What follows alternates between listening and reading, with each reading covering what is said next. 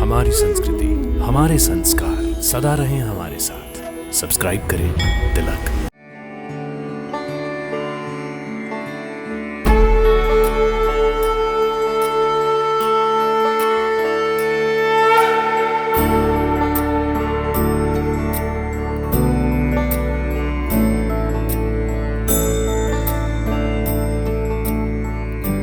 जय श्री हरि नारायण। आप सभी का हमारे कार्यक्रम दर्शन में हार्दिक अभिनंदन। भक्तों, हिंदू धर्म में श्राद्ध का बहुत अधिक महत्व बताया गया है। ऐसा कहा जाता है कि यदि मृत व्यक्ति का श्राद्ध श्रद्धा भाव व नियमों से नहीं किया गया तो उसकी मुक्ति नहीं हो पाती, अर्थात व्यक्ति की आत्मा भटकती रहती है। और यदि किसी के पूर्वजों और पितरों की मुक्ति नहीं होती तो उसका दुष्परिणाम उसके वंशजों को भुगतना पड़ता है। इसलिए पितृपक्ष में श्राद्ध करने की रीति है। यद्यपि पितृपक्ष में तो श्राद्ध केवल 16 दिन ही किए जाते हैं, परंतु भारत में 3 ऐसे स्थान हैं जहां वर्ष भर में कभी भी जाकर श्राद्ध करने से मृत व्यक्ति की मुक्ति हो जाती है। ये गया स्थान है, जिनमें प्रथम स्थान है कपाल गया बद्रीनाथ में, द्वितीय स्थान है गर्भ गया या नाभि गया, ये सिद्धपुर अर्थात श्री स्थल के नाम से जाना जाता है, जिसे बिंदु सरोवर भी कहते हैं। और तृतीय स्थान है पाद गया, जो गया जी बिहार में है। इन तीनों ही स्थानों पर श्राद्ध करने से मृत आत्मा को मुक्ति मिल जाती है। इन तीनों स्थानों में एक स्थान बिंदु सरोवर पर केवल स्त्रियों का श्राद्ध होता है। इस जगह पर जो वर्ल्ड के अंदर जो 3 गयाएं बताई गई है, उनमें से एक गया श्राद्ध, जो माता जी का जो अंतिम श्राद्ध जहाँ होता है, जहाँ पिंडदान पाठ किया जाता है, वो इसी जगह पर होता है। यहाँ पर पुत्र अपनी माता का व पति अपनी पत्नी का श्राद्ध करते हैं और उन्हें मुक्ति प्रदान करने की प्रार्थना करते हैं। यहाँ माता जी का या सभी स्त्री जातियों का इस जगह पर अंतिम पिंडदान यहाँ होता है। इस जगह पर पिंडदान करने से इन लोगों को मोक्ष की प्राप्ति होती है। इस दिव्य स्थान बिंदु सरोवर का इतिहास सतयुग के समय का है। कहा जाता है कि सृष्टि के आरंभ में ब्रह्मा जी से मनु और शत्रुपा की उत्पत्ति हुई। उन्हीं श्री मनु और शत्रुपा जी से 3 कन्याओं आकृति, देवहूति और प्रसूति का जन्म हुआ। इनमें से देवहूति का विवाह कर्दम ऋषि के साथ हुआ। इनसे फिर 9 कन्याओं का जन्म हुआ, जो नवधा भक्ति की प्रतिमूर्ति हैं। उनका विवाह श्रेष्ठ ऋषियों के साथ हुआ। देवहूति को पुत्र रत्न की प्राप्ति के लिए भगवान विष्णु की प्रसन्नता के लिए तप करना था। अतः देवहूति और कर्दम ऋषि ने 10,000 वर्षों तक तपस्या की। उनकी तपस्या से भगवान विष्णु प्रसन्न हुए और वरदान देने इसी क्षेत्र में आए जहाँ कर्दम ऋषि और देवहूति तपरत थे। भगवान ने जब देवहूति से वरदान मांगने को कहा तो देवहूति ने भगवान से कहा कि मैं आपके समान पुत्र चाहती हूँ।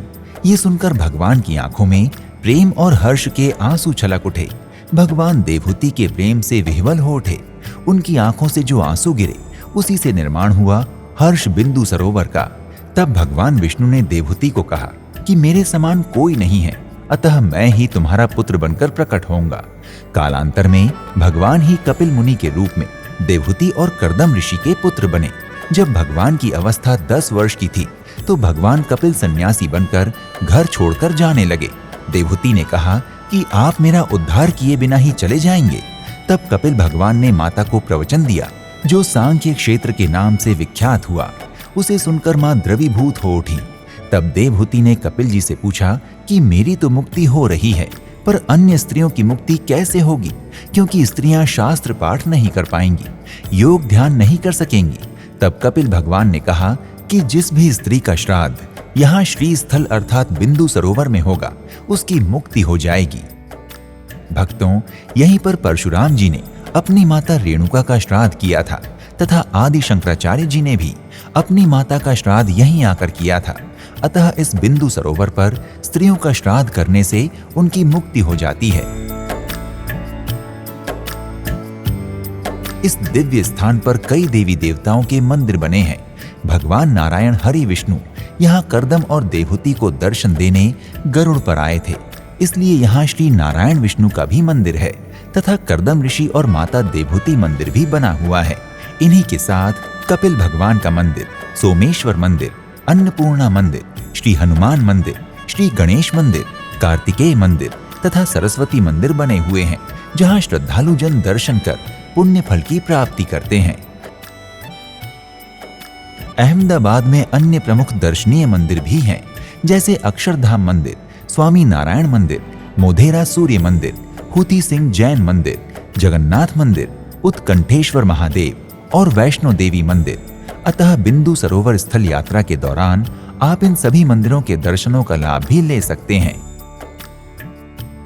यदि आप गुजरात में स्थित हर्ष बिंदु सरोवर की यात्रा करने की योजना बना रहे हैं, तो आप यहां तक देश के विभिन्न शहरों से हवाई, रेल एवं सड़क मार्गों के माध्यम से आसानी से पहुंच सकते हैं।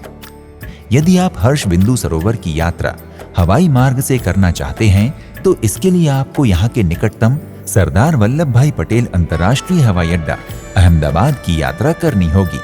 यहाँ के लिए दिल्ली, मुंबई आदि प्रमुख शहरों से फ्लाइट आसानी से मिल जाती है। हवाई अड्डे से आसानी से आपको मंदिर की यात्रा के लिए टैक्सी मिल जाएगी। यदि आप हर्ष बिंदु सरोवर की यात्रा रेल मार्ग द्वारा करना चाहते हैं, तो पाटन देश के कई प्रमुख शहरों से रेल मार्ग द्वारा जुड़ा हुआ है।